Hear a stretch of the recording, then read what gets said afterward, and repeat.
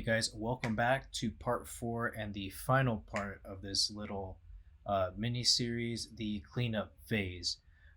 This is kind of like my bread and butter because professionally I've been working as a revisionist for a while now. And today I'm just going to show you guys my process for cleaning up storyboards. And as you can see right here, I'm able to set up, you know, screen capture for both my monitor and my Cintiq. And so I just want to show you guys what I have on my monitor in which I look up and reference from. So here I'm going to be referencing these designs more closely now. Before I was a lot looser with how I was drawing Batman as well as the other characters. But here I'm going to be focused more on staying true to the designs that I have on the second screen. All right, so without further ado, let's get started. All right, so now that I'm out of the way, I'm going to go ahead and just start my process. So cleanup is a really cool phase because here is where, of course, this phase has more of a presentability factor to it. Of course, when say you're presenting these to a professor, say you're in class, or you're actually pitching these to your director or executives, you want, of course, your storyboards to be as presentable as possible. There's different phases to showing your boards. You can show your roughs, your thumbnails, but eventually you want to get it to a point where it looks presentable, especially if you are trying to do this as a portfolio piece, something you put in your portfolio. That's a very important thing to do is to clean up your boards and make them look somewhat presentable. So here, one thing I'm going to do, or one thing I usually do, I don't clean up at the very beginning. I usually like to clean up stuff like in the middle, because a lot of times, if you start in the beginning, you're still trying to get warmed up and you're still trying to get acquainted with everything, and you're trying to get as loose as possible. So I like to start in the beginning because that way, if I go back to or start at the middle, because that way when I go back to the beginning of my sequence, I feel like I'll have a much more firm grasp on how to draw. Because a lot of times you can tell you're a little rusty in the beginning, and so for me, like, I want to be able to not be as rusty when I go back to my boards at the beginning and at the very end. So I'm just gonna go ahead and I'll start with the fight sequence actually here. I'll just start here. And so I actually, I pulled up my video reference here on the second screen. And so here I have my video reference as well as my design reference. So my process will be I'll definitely go back and forth between these two. Like I'll look at here, how this is working out, and then I'll go back to my designs. All right, so I'm just gonna start off. I mean, again, there's a lot of flexibility when it comes to how you proceed to cleaning up. I like to start just going ahead and cleaning up the characters first. And I'm going to show you guys two ways of doing this. You can either have, like, for example, I have a layer here open, or I have the layer here selected, and then I'm going to add a new layer. I'm going to press G for the paint bucket tool, and I'm going to select white. So I pressed X to switch between the color palette here, and then I'm going to go ahead and reduce the opacity of this layer, and it'll be kind of like my transparent, like, or tracing paper equivalent, or like your onion skin layer. So that's one way of doing it if you want to maintain the integrity, or in this case the opacity of your layer before. Or you can just simply lower the opacity here, and with this other layer you can just start drawing it here. Oh, oops, just like that. There you go. But because Batman is kind of like, this is kind of getting in the way of me focusing on where to draw specifically because of how dark the color is. I'm just going to keep the this layer on. Because then what I can do is then I can just shift this layer up, this onion skin layer, for each drawing that each pair of drawings that I do. So I just like save it real quick. I'm just gonna go ahead and get started. So I have the same brush. I'll be using the same brush for both my thumbnails, my roughs, and then now my cleanup. And then here, I'm just gonna be a little more restrained in terms of like how I go about drawing. But for the most part, I'm still trying to keep it very loose, and I'm trying to go for like that kind of line quality that I have with my designs. And so I just want to be able to represent that properly. And just as an aside, I was watching some panels during the Lightbox Expo. Which, if you guys haven't heard of Lightbox Expo, you guys should definitely check that out. I was watching a panel from a storyboarder named Louis Del Carmen. You should check him out. He has an Instagram as well. He's been a storyboarder at Disney. He also did storyboarding and directing for TV shows like Invader Zim and Billy and Mandy.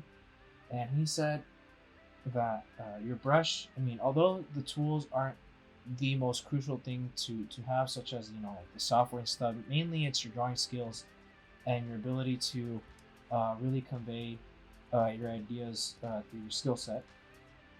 But he said that like the brushes and the type of mark making that you make, that stuff is super important.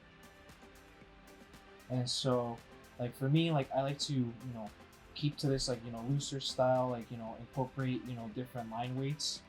So for example, like here, like for stuff within the character, I keep the lines fairly thin.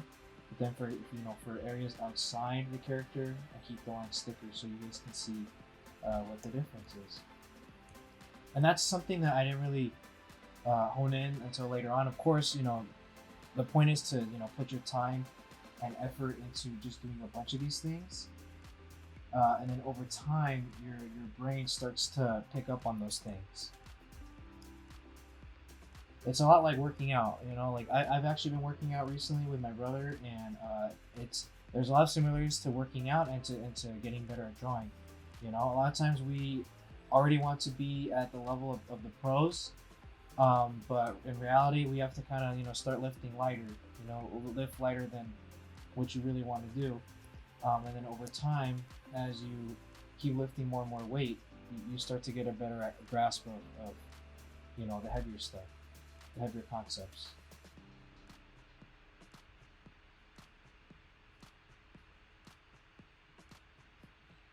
And so here I'm going ahead and I'm drawing Batman, and I'm paying attention to the designs, just making sure. And it's going to be a lot looser. Like, again, I don't want to waste too much time on the specific details, but for demonstration purposes and to really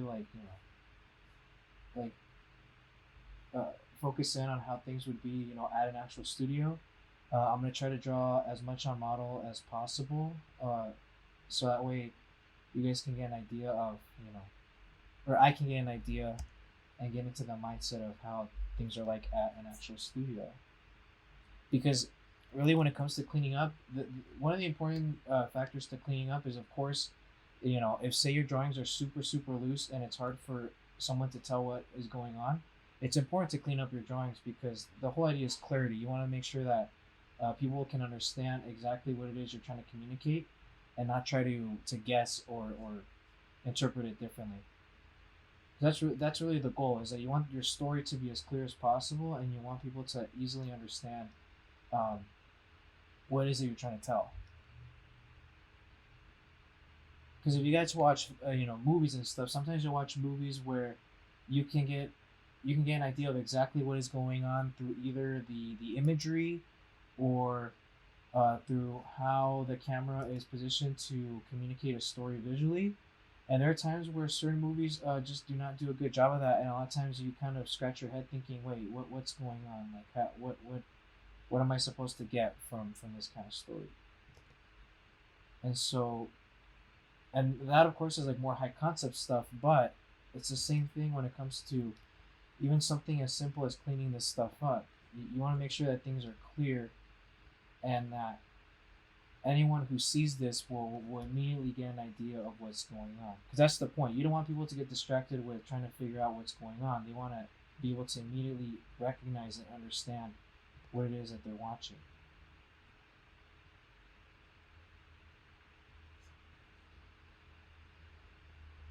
Alright, that's good so far. And then with the beauty of the lasso tool, if I notice that certain proportions are off or certain things just do not look right, I can just easily skew it like that.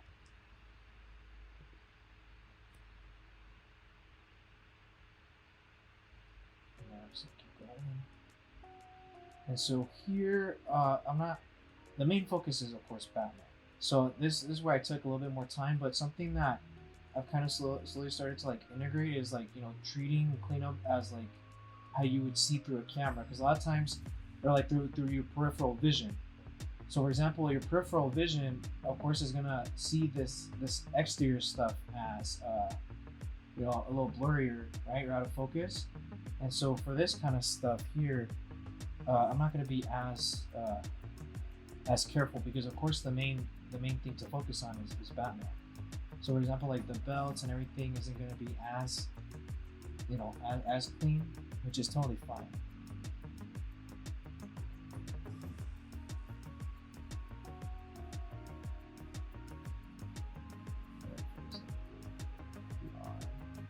And I don't know if you guys have like paid attention to the whatever these things are on his arms, but that can get a little complicated. So I just went ahead and just indicated that with some lines. I don't know what they are. Like part of it is not line, but I don't know what it is. To be quite honest.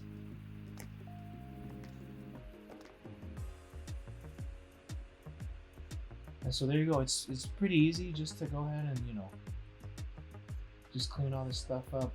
I am of course, you know, going a lot slower than usual. Usually, you know, I could be going a lot faster and stuff for like, you know, production purposes. But here, this is you know, more than good enough to, you know, pass as like a storyboard. And so here, I did one drawing, but now I can go in and, because he's not really moving in this one at all, I can just go ahead and, you know, turn this one on and do that. So here, that's 2 panels, but this is all just one drawing. So that part was actually pretty easy. And then also once I go in and clean up the background, that'll also be easy as well, because then I can just duplicate that stuff over and over again and then just nudge it. So here, I'm gonna indicate the smear a little more. So actually, just to make it clear, there you go. So again, a smear is where you take a certain object, or even parts of a person, right? And then you kind of stretch them out. And it gives like this illusion of motion. Oh.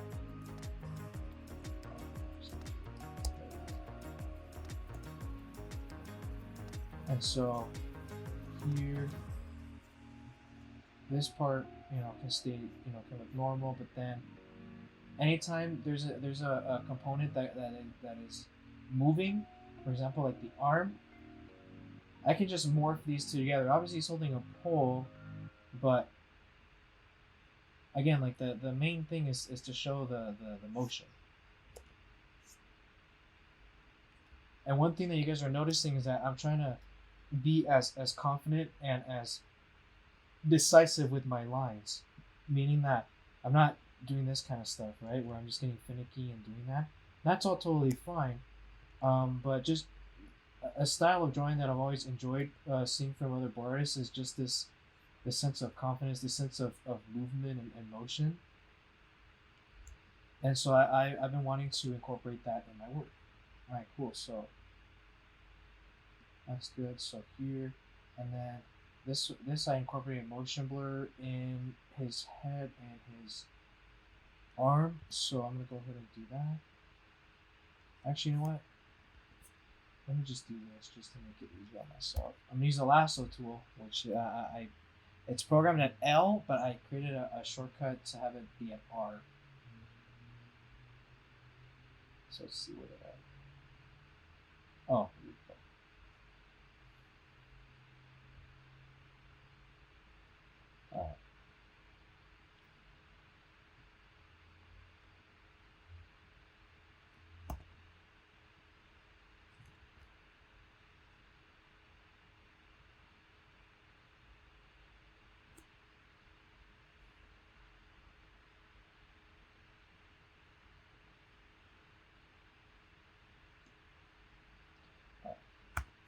So I'm gonna fill that in with white. There we go. And then let's see. I feel like, you know what?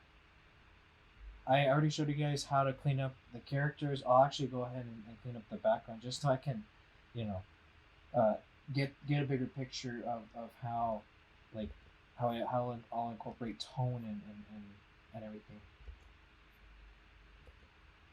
Because that part's that's an important factor too. Is if you guys have seen other board artists, like, with their storyboards, tone is a very important factor as well. Especially if you want to communicate the mood of the story or convey tone. That tone can be, or the narrative tone of the story.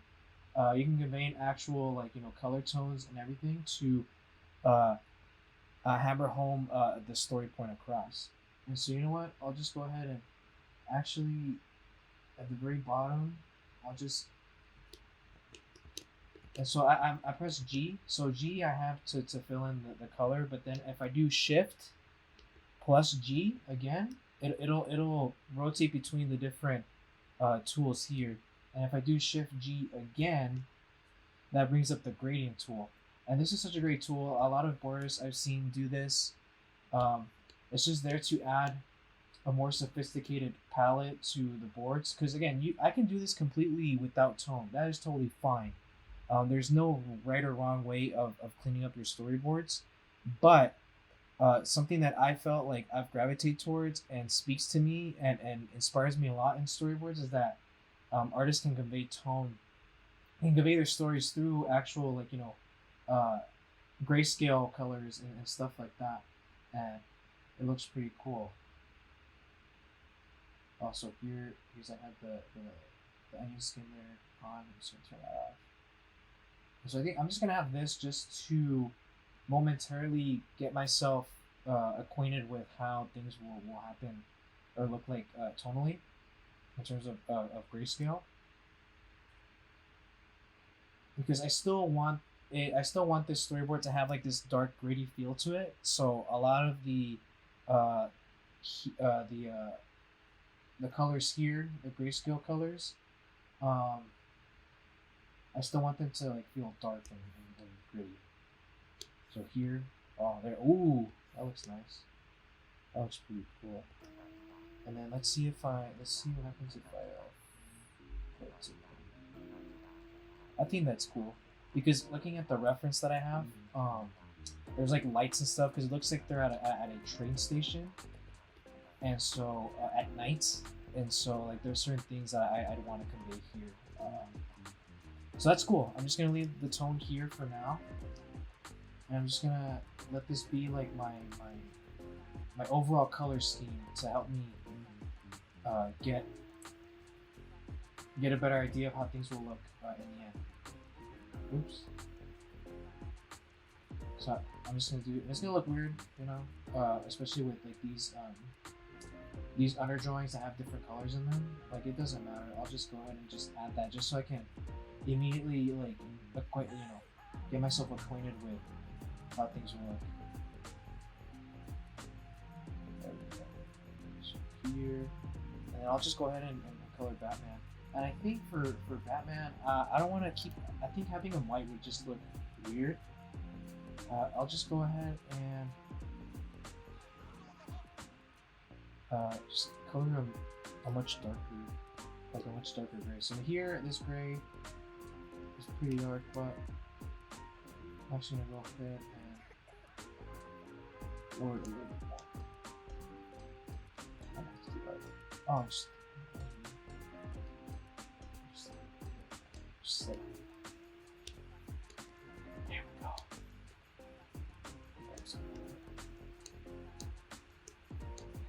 It's not too soon.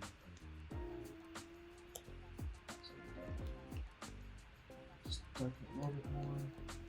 And this is, of course, like, again, this is not necessary when it comes to like doing boards for like for TV or feature in the industry, but for certain scenes that that are very dramatic, or for scenes that require that kind of attention, tone does help a lot.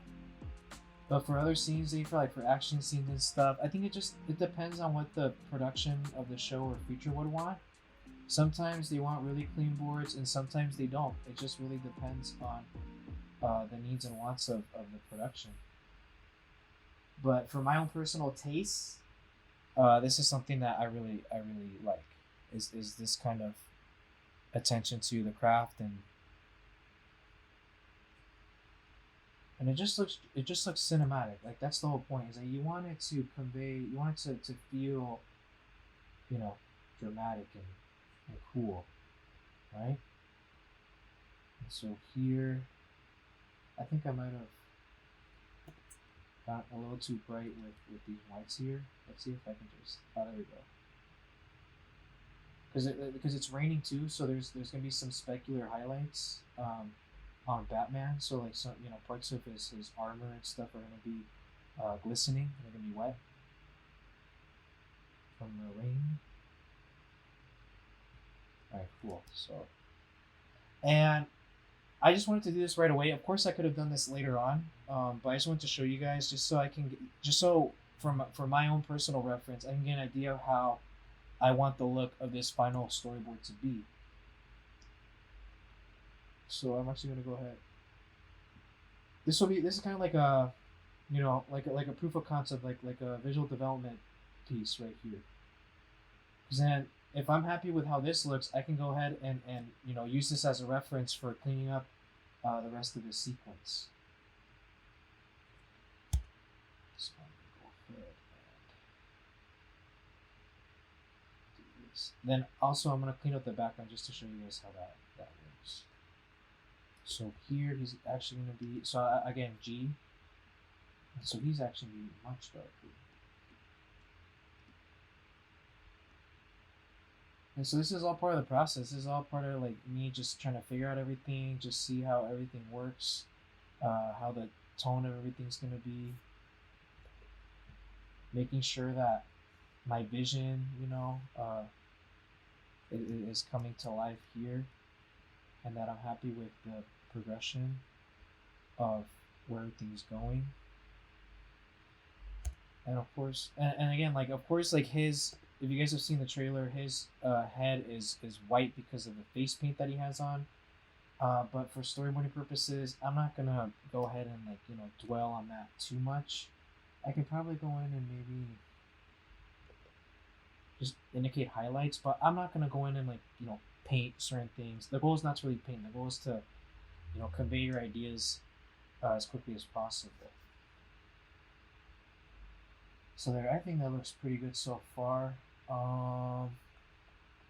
Let's see. I think the background could be a little darker, so I'm just gonna go ahead and switch back. I'm just gonna. Look, that's way too dark. But I'm gonna lower the opacity. I'm just gonna see if that. Ooh, that looks pretty cool. So this is how it looks like before and after. So let me just lower it all the way to 0. And I'm just gonna start increasing the opacity slightly, just to see if it looks cool. And of course, it you know, this blue stuff is distracting. Actually, let me just. So I'm doing Command U, and I don't think you guys can see it, but when you do Command U or Control U on a Windows computer, this hue and saturation menu will come up. I'm just gonna go in and just lower the lightness here. So I'm just gonna go straight to black. Or if I want, I'm gonna lower the saturation completely so that way it's gray. So you can see now it's gray. And then I'm not gonna make it all the way black, but just a little bit, just so that way it peaks a little bit. And cool. So actually, let me just erase that, and I'm gonna go in and just refine the background a little more.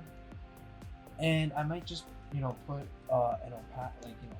put a blur on it because it's out of focus, and looking at it, like it's hard to tell what's really going on here or what's in the background. There's indications of certain things here and there, but in the end, it's not that important. And so if you want to get straight lines, you can hold Shift and then do that. But if you want to get like certain diagonals, you click first, and then you hold shift, and then you click like that. And then if you want to start again, you click, or you press, and then you shift, and then press again. Because a lot of times what happens is like if you do this, let's see, it'll kind of like follow this pattern. So like you see that, so like it's complicated, but it's important to just press and then shift and then press again. And over time it'll make more sense.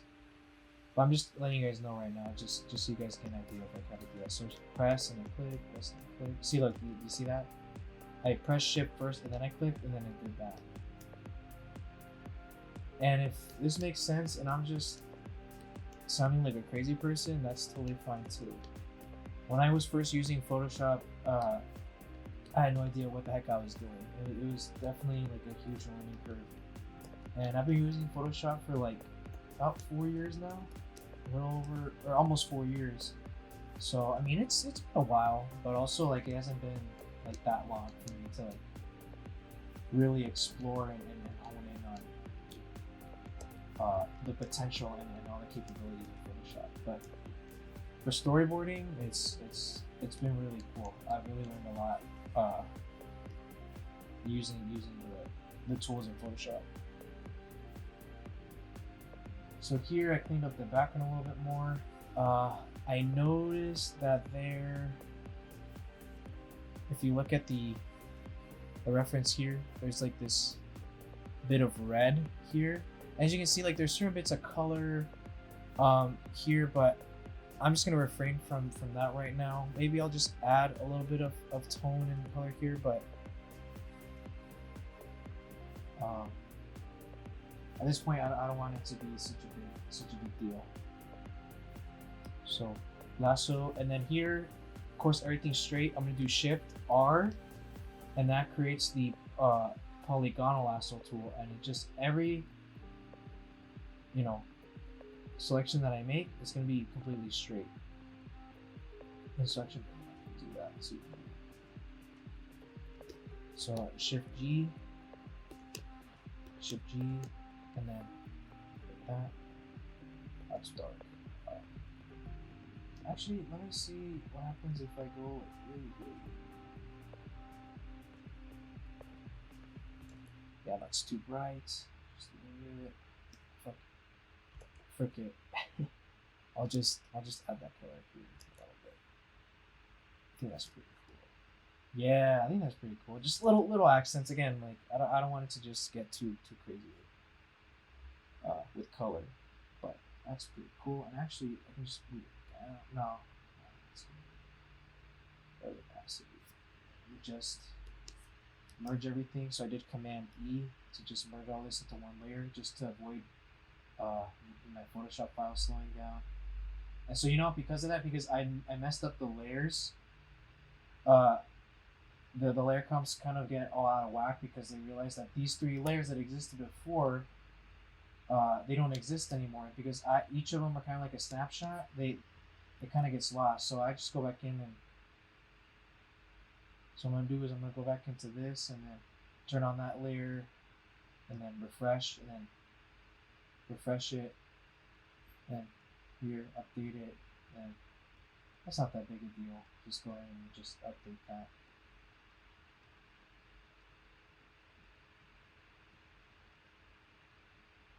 Oh, and then also to the toner here. There you go. Oh, actually, I'm done. Here, I'm just gonna change it up a little bit because then the red shows up, and I totally didn't account for that. And that's what that happens. It's mistakes happen. You just go in and you fix them. So I'm just gonna go in and just there you go. Get rid of that. Cool. That's it. No, save that.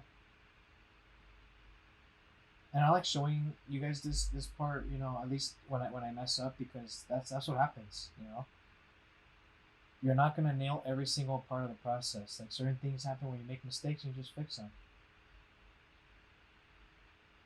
So I'm actually going, I'm just gonna add this, and then of course I'm gonna have to go in and fix that too, but who cares? For right now, I can just go in. I'm just gonna do that for this entire thing. Oh, oops. Oh, there we go. Duplicate. Sorry, update. Update. Update. Update. And I like doing this just so I I don't have to worry about this anymore because I already established what the actual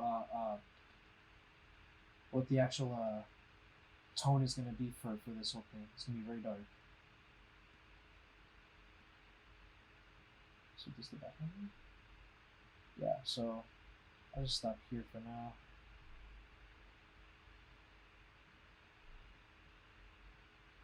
Oh, so here that's when I use it. So whatever. I'm just gonna go ahead.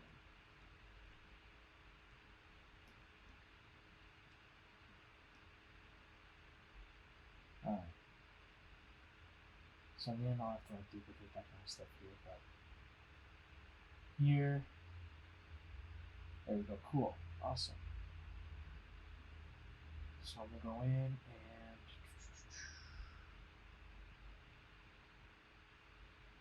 oh, I didn't have it that way. There you go. That's better. That's on two. And then now I can go back here and just change this stuff. So I'm gonna hold Command and select. Just gonna delete that. And then I'm gonna go in and actually. And I like seeing storyboards that have like these gradients. It just adds this extra level of depth to them. It's really cool. Artists like Ian Abando and Daniel Tall, and a bunch of others, they have really cool boards where they incorporate this technique of gradients and stuff like that. It's really cool. I think it adds a lot to the sophistication of their drawings. Alright, so. And I made them a little lighter, just kind of, because in the foreground, like, rule of thumb is that things in the foreground are going to be a lot darker than things in the middle ground and in the background. So here I made them, darker here, and then now I'm going to go in and incorporate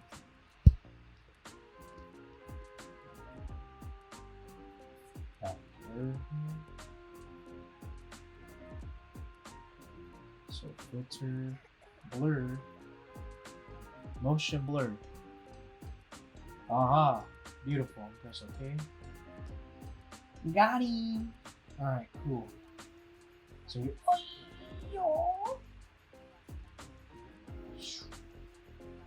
Right? There's the smear. Let's go back. See this play open. Alright, cool. So, and again, remember I had my onion skin layer here, so I can just turn that on.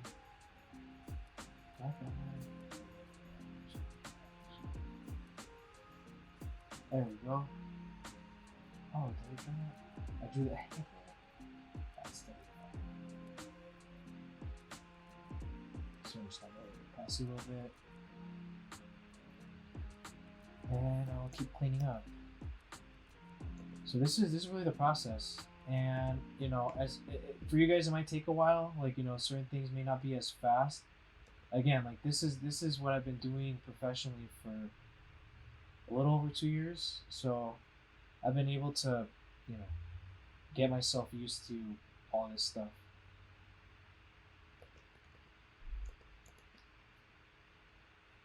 But yeah, again, like I really appreciate the support, and I hope that the previous videos that I've made have been helpful. Because that's really the goal of this channel, just to get as many people to feel inspired to do stuff, to feel inspired to put in the work. And make stories.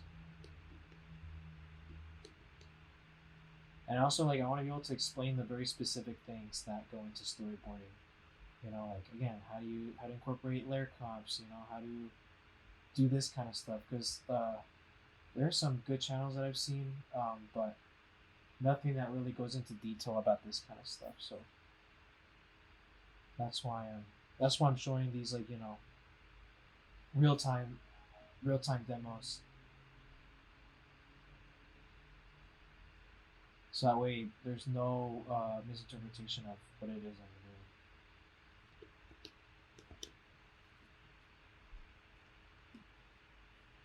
Alright, cool.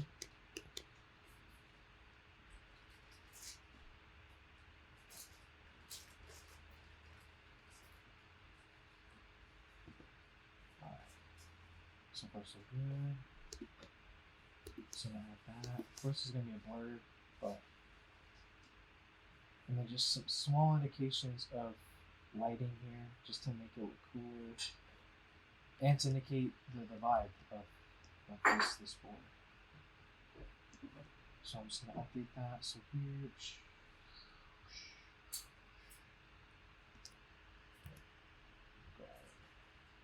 Do filter, blur, motion blur.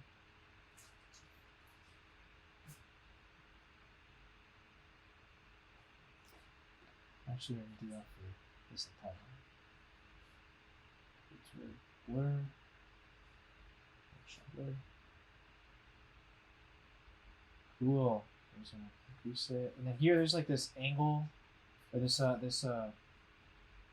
little slider to indicate the angle of the blur.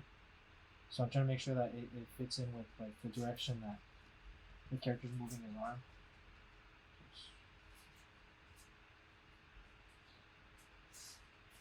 Cool.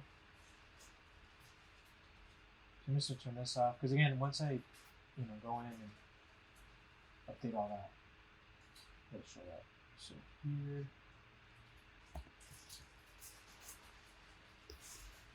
duplicate that. E, Control E, Command E, and then what I'm gonna do is I'm gonna have this like as my guide. Right? Because here I actually didn't draw his full body, which I should have done, but yeah, it's still fun. Cool. So now that I have this, this is kind of like how animators actually go in and do this kind of stuff. They'll have this just to indicate like where the previous pose was and where this next pose is. So, and something that's interesting that I absolutely realized, that like the action stuff isn't really as hard to go ahead and animate as much as to actually like animate as much as the more subtle animations, like people either blinking or picking something up. That stuff is actually a lot harder to do, because again, like people will look at it and they'll immediately recognize if it's something that whether it's correct or not. It's like when you watch an animated film, like you're gonna pick up on whether or not the animation is believable or not. Whether certain characters are out of scale, or if their movements aren't correct. People pick up on that. Alright, I'm gonna just complete this drawing, and then I'm gonna take a little break, and then I'll be back. Because again, like I've said before, taking breaks are really essential to staying productive and not getting burnt out. And I feel like doing this has been the key to avoid getting burnt out and feeling just like complete shit.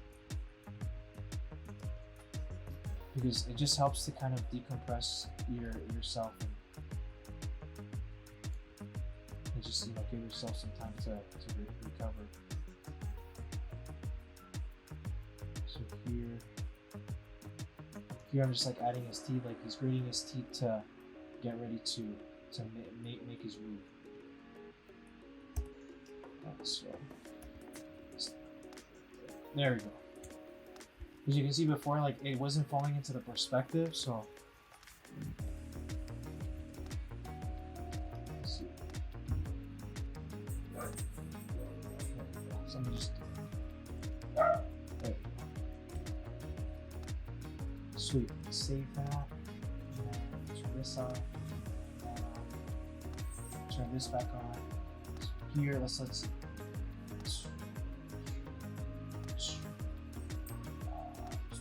scales are on. Minimize that. I'm using the arrow keys to just slightly nudge where Batman is.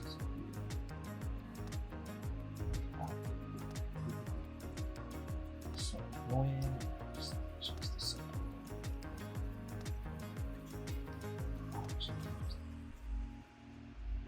There.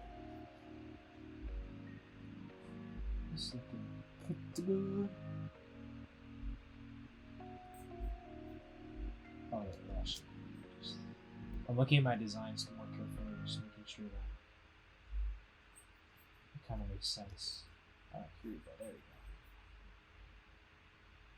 Let's see. And also another way to do it too is like so you don't get bogged down with having to draw both of these. I'm just doing it just to show you guys, you know, like show you guys how I drew both characters. But really, like ideally, what I do is I just go in and just completely draw just this character here, and then I go in and I do Batman at the very end. Just that way it doesn't feel as overwhelming. So like going in and again, like just like how I phased out this entire process between thumbnails, roughs, and then cleanup, I'm doing the same thing with drawing this guy and then drawing Batman and then drawing the background. I'm consolidating everything for the purpose of this demo, but usually I compartmentalize these. And for the most part, this stuff is just gonna be very similar to what I do, you know, from here on out. Like, you know, I'm gonna go in, clean this, you know, draw it out, clean it up, maybe make some adjustments, and then that's pretty much it. But I wanted to do this real time just so you guys can like fully understand the process and not feel confused, because a lot of times you see something that an artist does and you're like, wow, that's so cool, how did they do that? And then it's sometimes it's hard because it's very specific, and in the end you may think, oh wow, that was actually pretty easy to figure, you know, that was actually easier than I thought, but like to like figure out how it's done, like that part is tough. And I'm slowly realizing that it's really hard to talk and draw at the same time. Sometimes my words get all mixed up, but hopefully what I'm showing makes a lot of sense. But yeah, so I'm gonna go ahead and finish this bad boy up. Maybe show, you know, maybe bring up some pointers and stuff like that. But for the most part, this is just how the cleanup process works. So I'll go ahead, I'll work on this for a little bit more and then show you guys the end result. I'll see you guys in a little bit. And we are back. So I've gone ahead and cleaned up everything on here. So let me show you guys what the final result looks like.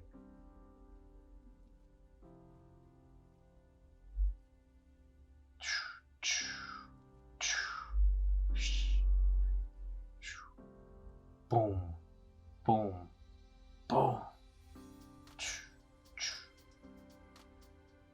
On vengeance.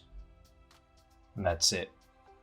So what I'm gonna do is I'm just gonna quickly, like, you know, point out a couple of differences in the cleanup as compared to what I had before. So here I went ahead and some of this stuff quite honestly is overkill, but I kind of wanted to just go ahead and do this just because I feel like for any personal projects or any sort of personal art that you may do, it's good to just kind of go over the top and just see how far you can get to get a cinematic look. And that was the look I was trying to go for. You know, I was trying to make this as cinematic as possible, trying to have it feel the same way that the trailer did. And I feel like I did a pretty good job accomplishing that goal. So here it's just three panels here. Of course, I add panels to indicate like a fade in. But here, for the most part, it's just three panels. The guy talks. What are you supposed to be? And then here, of course, I added the main differences. Of course, I added a bit more tone to Batman himself. Uh, I went ahead and accentuated the rain and the water droplets falling on him to make him stand out a bit more, because obviously he's the main focal point here.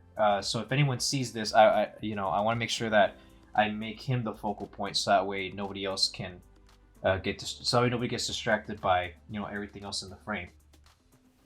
So in here he hits, and then here again, this honestly isn't necessary when it comes to like actual professional storyboard work if you're working in a studio, but for like any personal work, it's just good just to kind of satisfy your temptations and just go ahead and add these things. And I added these specifically for storytelling purposes, for storytelling device, because here the rain kind of provides this already ominous mood, and for it to be nighttime and raining, I wanted this to kind of really evoke this sense of doom and gloom and intensity.